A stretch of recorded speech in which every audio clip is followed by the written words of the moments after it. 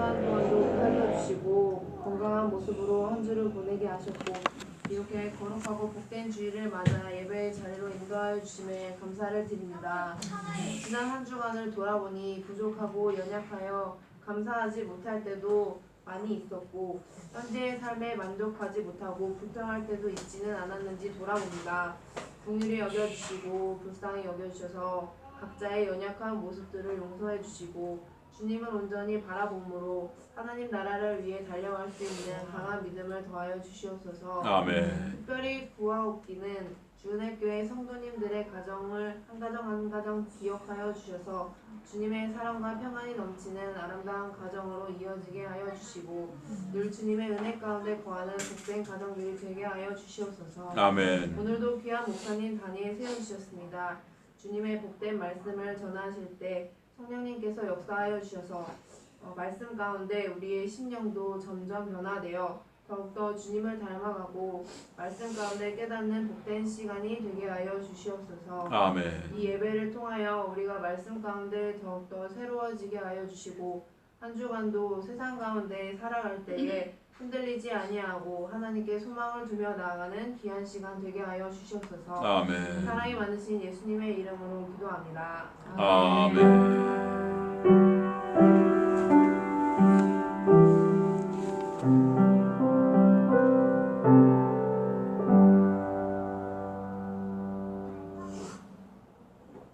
요한계시록 9장 13절부터입니다. 요한계시록 9장 13절부터입니다.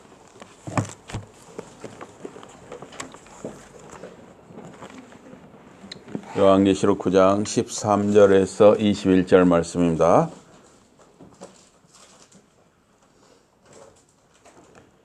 (9장 13절부터입니다) 우리 교도가 하시겠습니다. 교도 제가부터 하겠습니다. 여섯째 천사가 나팔을 불매 내가 들으니 하나님 앞 금제단 네 뿔에서 한 음성이 나서 나팔을 가진 여섯째 천사에게 말하기를 금강유라되 결박한 네 천사를 놓아주라 하매 네 천사가 놓였으니 그들은 그 연월 일시에 이르러 사람 3분의 1을 죽이기로 준비된 자들이더라. 모병대의 수는 2만만이니 내가 그들의 수를 들었노라. 이 같은 환상 가운데 그 말들과 그 위에 탄 자들을 보니 불빛과 자줏빛과 유황빛 호심경이 있고 또 말들의 머리는 사자머리 같고 그 입에서는 불과 연기와 유황이 나오더라. 이 세 재앙 곧 자기들의 입에서 나오는 불과 연기와 유황으로 말미암아 사람 3분의 1이 죽음을 당하니라. 이 말들의 힘은 입과 꼬리에 있으니 꼬리는 뱀 같고 또 꼬리에 머리가 있어 이것으로 해하더라. 이 재앙에 죽지 않고 남은 사람들은 손으로 행한 일을 회개하지 아니하고 오히려 여러 귀신과 또는 보거나 듣거나 다니거나 하지 못하는 금은 동과 목석의 우상에게 절하고 다 같이 보십니다. 또 그 살인과 복술과 음란과 도둑질을 회개하지 아니하더라. 아멘. 오늘 말씀 제목은 말 괴물이다. 말은 말인데 괴물이에요. 괴물. 자, 우리 서로 반갑고 고맙습니다. 반갑고 고맙습니다.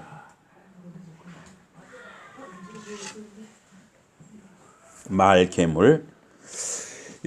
요한계시록을 해석하는데 요한계시록의 기록은 인류 역사 과정에서 이미 일어난 일로 해석하는 입장이 있고 또 앞으로 일어날 일로 해석하는 입장이 있습니다.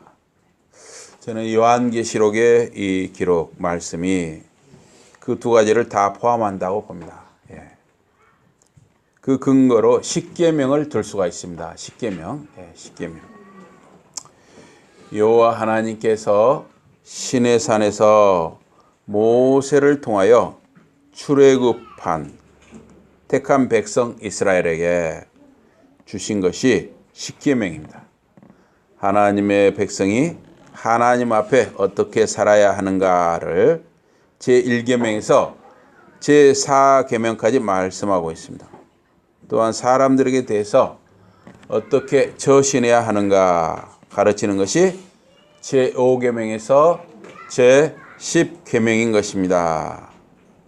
하나님의 백성 이스라엘은 하나님께 대하여 잘못한 것이 있는데 바로 우상 숭배인 것입니다. 이웃의 불의를 행한 것이 이 착취, 빼앗는 것, 거짓, 간음, 폭력입니다. 그래서 이 하나님께 대한 잘못과 이웃에 대한 죄는 2000년 기독교 역사에서도 마찬가지인 것입니다.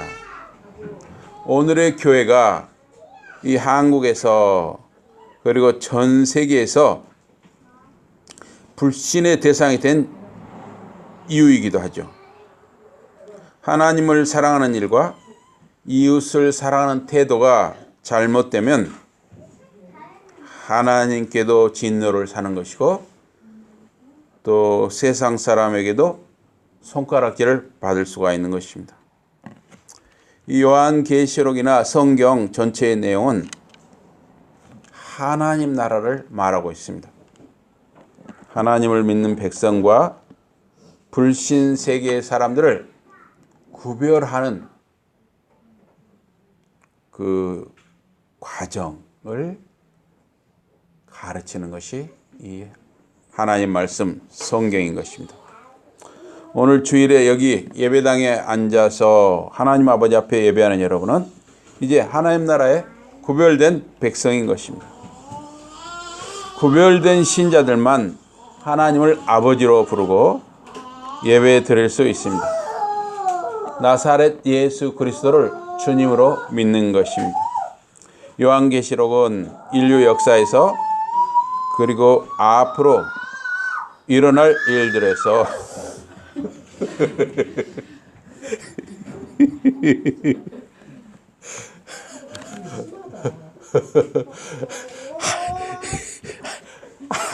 하나님 나라 백성과 불신자들 또 알곡과 가라지를 구별하고 가려내는 과정인 것입니다.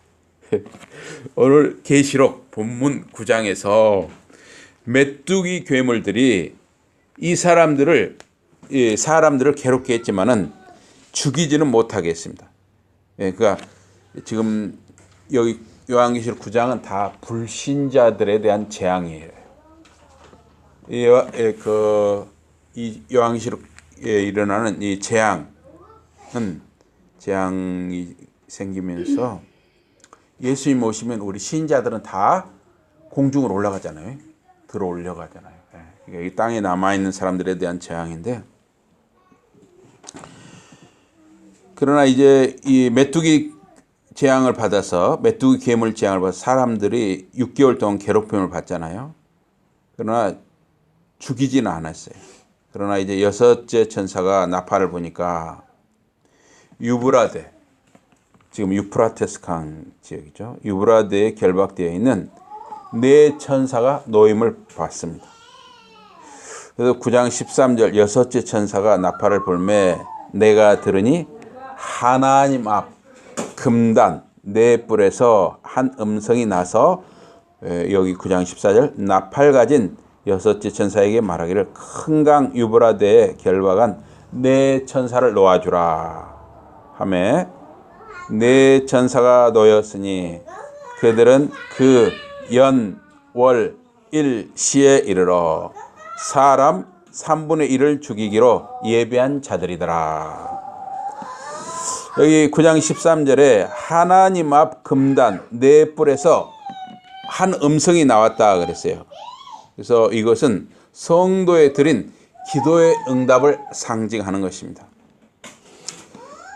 레위기 4장 25절에 보면 제사장이 그 속죄 제물의 피를 손가락에 찍어 번제단 뿔들에 바르고 그 피는 번제단 밑에 쏟는다 그랬습니다. 그래서 제단의 뿔에는 제사장이 희생의 피를 바릅니다. 소나 양 또는 염소를 희생 제물로 잡아서 그 피를 제단 뿔에 바르고 나머지는 그 밑에 쏟게 되는 것입니다. 구약 이스라엘 제사에서 제단의 그 제단 뿔 부분에 이렇게 피를 바르는 이런 순종의 과정을 통해서 전 속죄의 구원 능력이 있음을 상징하는 것입니다. 하나님 앞 금단 네 뿔에서 음성이 나온다 그랬어요. 이것은 예수 그리스도의 보혈의 공로로 성도들의 기도가 하나님 앞에 상달되고 기도 응답이 나온다는 뜻입니다. 그래서 금 제단이 하나님 앞에 있다 그랬어요. 이 금은 변하지 않는 어떤 진리를 상징합니다.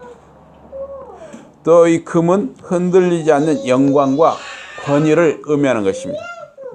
그래서 금 제단 네 뿔들에서 나온 소리는 하나님의 음성은 아닌 것 같고요. 여기 8장 3절에서 5절에 하늘의 한 제사장으로서 역할을 하는 그 금 제단 옆에 서 있는 그 천사의 소리로 보입니다. 그래서 9장 14절에 보면 나팔 가진 여섯째 천사에게 말하기를 큰 강 유브라데에 결박한 네 천사를 놓아주라 하매, 이 큰 강 유브라데에 결박한 네 천사들이 누구냐? 이 유프라테스 강, 티그리스 강, 지금의 그 이라크 그 지역이죠. 그 두 사이의 지역을 메소포타미아 지역이라 하는데 지금의 이라크나 시리아, 터키 지역입니다. 역사적으로 이 지역은 아수르 제국, 바벨론 제국이 일어난 곳입니다. 그래서 큰 강이 흐르는 곳에 사람들이 모여들고 문명이 발달하는 것입니다. 그래서 여기 결박한다, 또 놓아준다, 풀어준다 하는 말은 서로 반대 말이죠. 결박한다와 풀어준다는 서로 반대되는 말이에요. 악한 천사들이 하나님께서 지정하신 때까지 이렇게 묶여 있다가 이제 정한 때에 풀려나는 것이죠. 그래서 요한계시록 20장 2절에 보면 용을 잡으니 곧 이의 뱀이요 마귀요 사탄이라, 잡아서 1000년 동안 결박하여 무죄의 갱에 던져 넣어 잠그고 그 후에 임봉한다 그랬어요. 유브라데에 결박된 네 천사들은 이와 비슷하게 결박되어 있다가 하나님께서 정하신 때에 풀려나게 됩니다.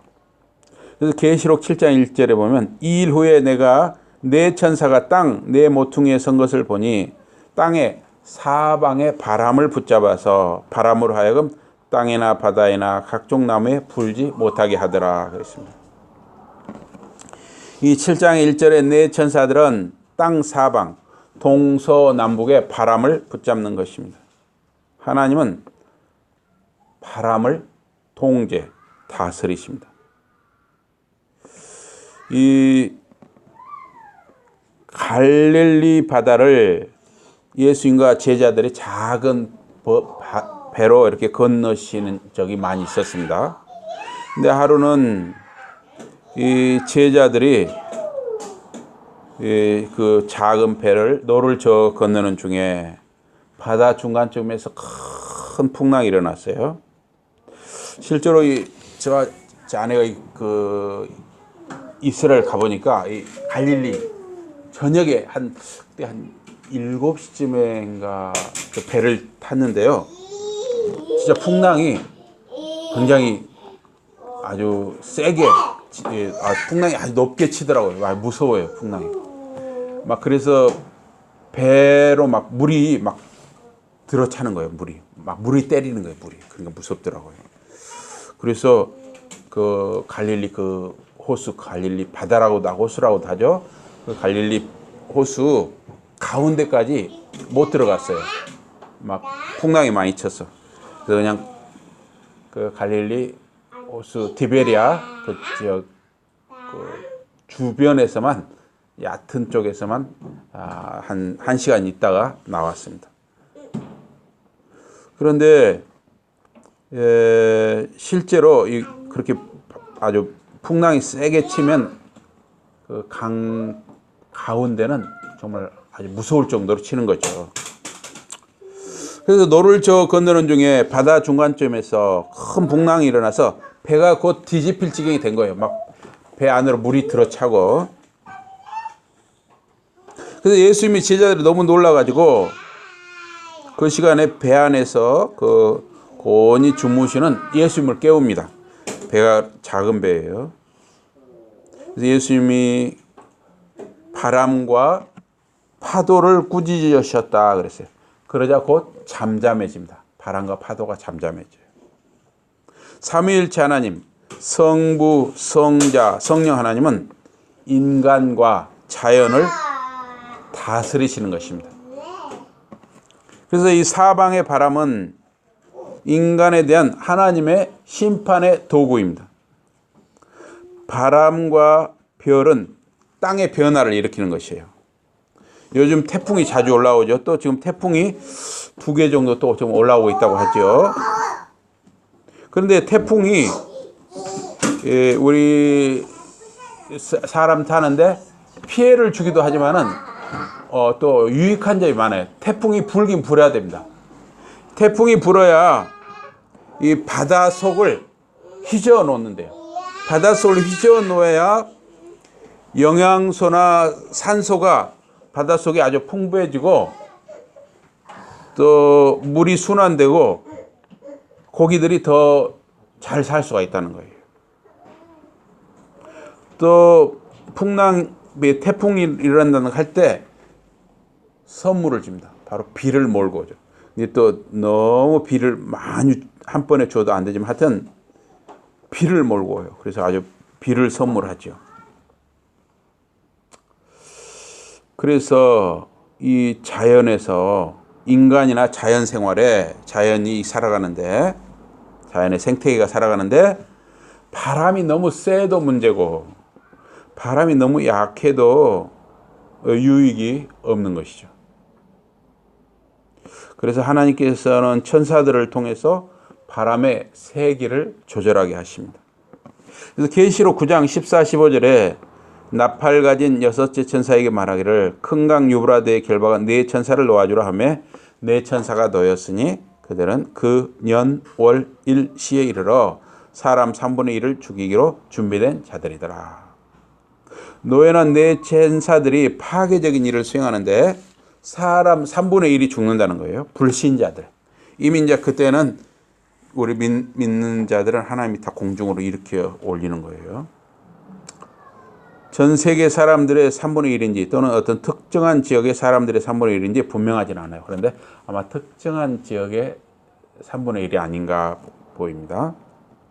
일단 안 믿는 자들 3분의 1이에요. 에스겔서 9장 1절에 7절에 보면 하나님께서 우상 숭배에 빠진 유다와 예루살렘을 향해서 분노를 쏟으십니다.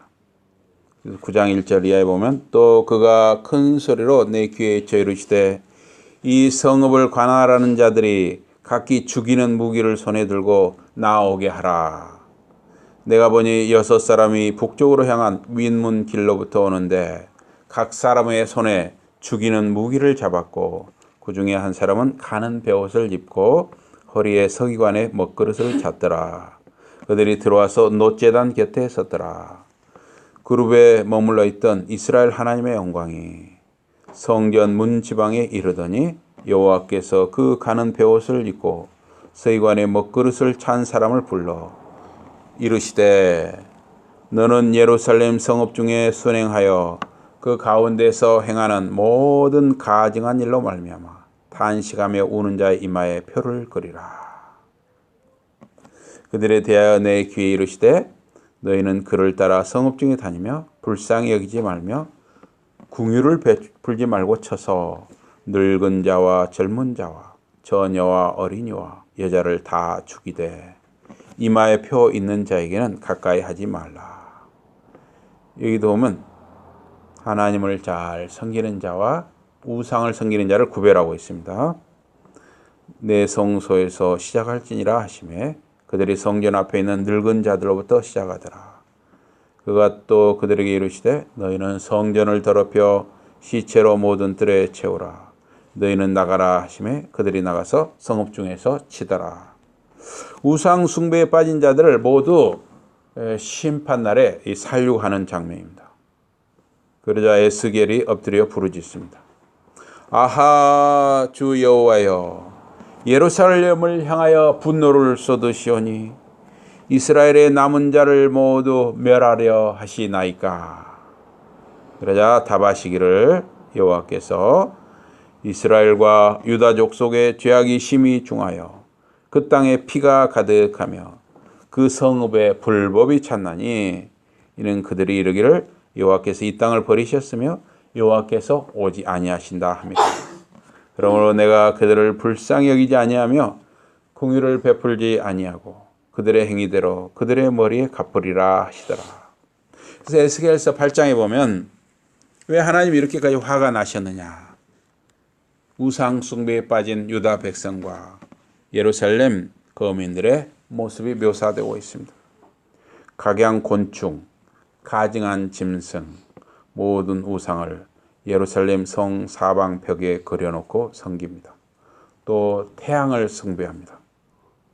또 여인들이 담무스 우상을 섬겨요. 이 담무스는 바벨론의 생산의 신이에요. 또 풍요의 여신 이스타로와 함께 섬기는 우상입니다.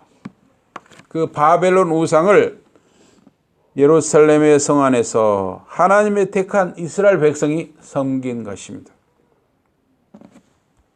2019년 9월 이 시대에도 우상이 있지요. 돈, 쾌락, 권력 등 여러 우상이 있습니다. 또 지금도 옛날처럼 돌이나 나무, 쇠, 플라스틱으로 사람이 만든 형상에 절하는 사람들이 있습니다. 귀신을 섬기고 큰 나무나 바위를 섬기는 사람들이 있습니다. 에스겔서 9장 1절 이하에서 남은 자들과 우상 숭배자들을 구별하고 있습니다. 지금 교회와 비교하면 하나님 앞에 말씀과 기도 가운데 신실하게 예배하며 주어진 삶의 자리를 감당하는 신자들과 불신자들을 구별하는 것입니다. 예수 그리스도를 믿고 하나님 사랑, 이웃 사랑을 실천하는 신자들이 경건한 남은 자들인 것입니다. 엘리야 선지자가 이스라엘 백성이 다 배반하고 자기만 남았다고 하나님께 하소연합니다. 그러나 하나님께서는 바알 우상에게 무릎 꿇지 아니한 7,000명을 남겨두셨다고 말씀하십니다. 북이스라엘과 남유다가 망한 것은 우상 숭배와 하나님과 사람 앞에 신실하지 못한 삶을 살았기 때문입니다. 본문 요한계시록 9장 13절 이하에서 여섯째 나팔 또는 둘째 화는 유브라데 강가에서 일어나는 전쟁입니다. 불신자의 3분의 1이 죽음을 당하는 사건입니다.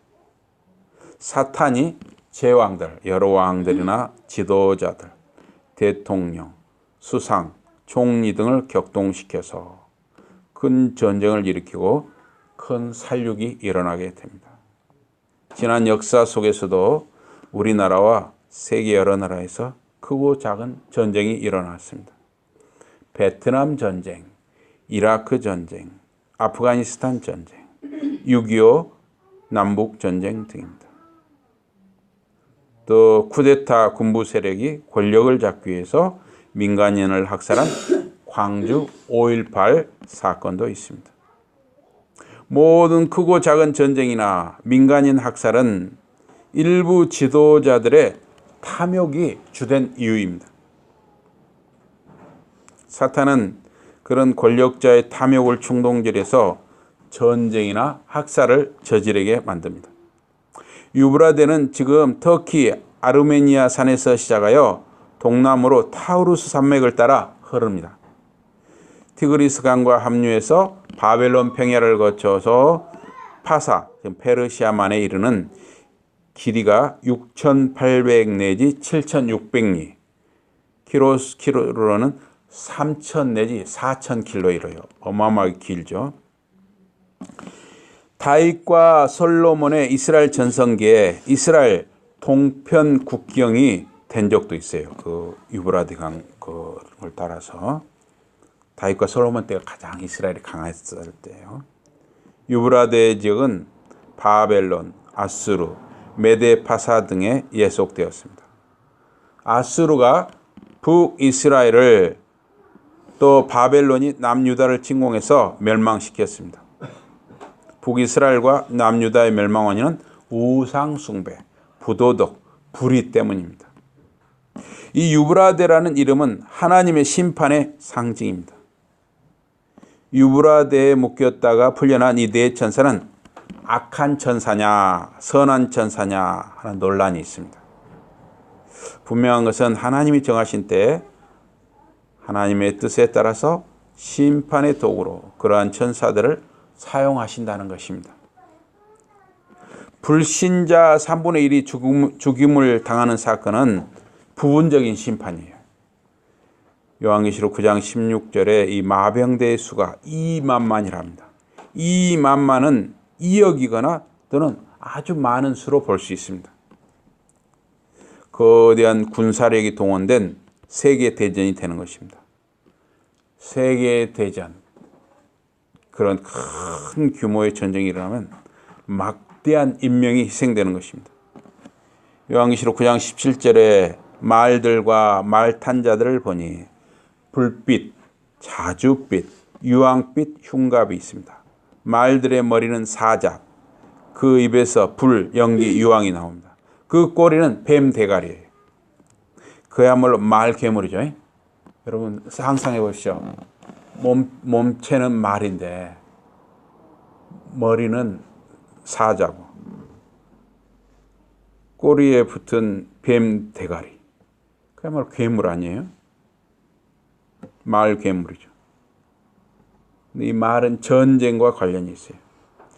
요한계시록은 약 2000년 전에 쓰인 책이잖아요. 그러니까 지금식으로 표현하면 뭐겠어요? 말은 탱크, 장갑차, 전투기로 볼 수 있죠. 말의 입에서 불이나 연기, 유황이 나오는 것은 현대의 탱크가 대포를 쏘고 전투기가 포탄을 투하하는 것과 비교됩니다. 소돔과 고모라 등 하나님의 심판에서 불과 유황이 등장하죠. 현대는 심판을 어떻게 표현하겠어요? 폭탄이 터지고 총알이 서로 날아다니고 대포를 쏘고 미사일을 쏘고 핵무기가 떨어지겠죠. 이런 것이 심판에 쓰이는 것이죠. 요한계시록 9장 19절에 이 말들의 힘은 그 입과 그 꼬리에 있으니 그 꼬리는 뱀 같고 그 꼬리에 머리가 있어 이것으로 해하더라. 이 말 머리는 사자, 꼬리는 뱀인 말 괴물. 게임을 이렇게 프로그램하는 게임 프로그래머에 아주 좋은 소재가 되죠. 그래서 이 게임 프로그래머들이 이런 요한계시록 이런 것을 굉장히 거기서 힌트를 얻지요. 현대 핵전쟁이 터지면은 1시간 안에 거의 1억 명이 죽는다고 합니다. 꼬리가 뱀 대가리라는 것은 사탄의 세력을 의미합니다. 사탄도 하나님의 때와 섭리 속에 있는 것입니다. 인류 역사는 사탄의 충동으로 큰 전쟁이 일어나고 많은 생명을 잃습니다. 요한계시록 9장 20절에 이 재앙에서 죽지 않고 살아남은 자들이 여전히 회개하지 않는다 그랬어요. 오히려 여러 귀신들, 금, 은, 동, 나무, 돌로 만든 우상에 절한다는 거예요. 요한계시록 9장 21절에 보면 살인, 복술, 점치는 거, 마술, 음행, 도적질을 회개하지 않습니다. 인간은 육체적으로 괴로움을 당해도 성령의 역사가 없으면 변화되지 않는 것입니다. 그래서 교도소나 소년원에 갔다 오면 더 나빠지는 수가 많아요. 자기들끼리 나쁜 것만 서로 배워갖고 나오는 거예요.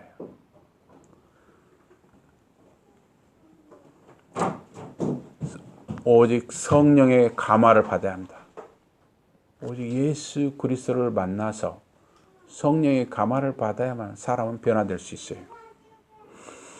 본문에서 이 땅에 서 있는 자들은 불신자들입니다. 신자들은 아까 말씀드린 대로 휴거, 공중에 들어 올려지는 거예요.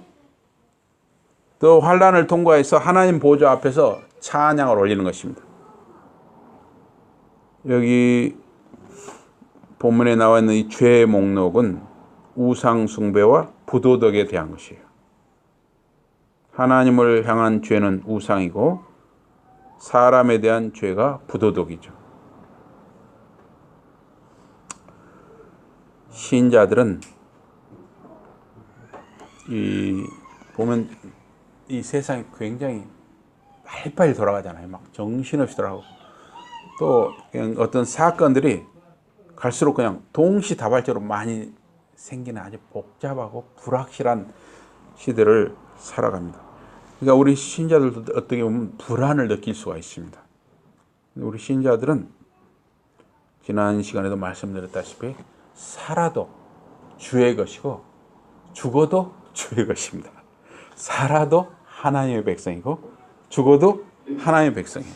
그래서 신자들은 지금 여러분에게 주어진 이 자리를 성실하게 잘 지키면 되는 것입니다.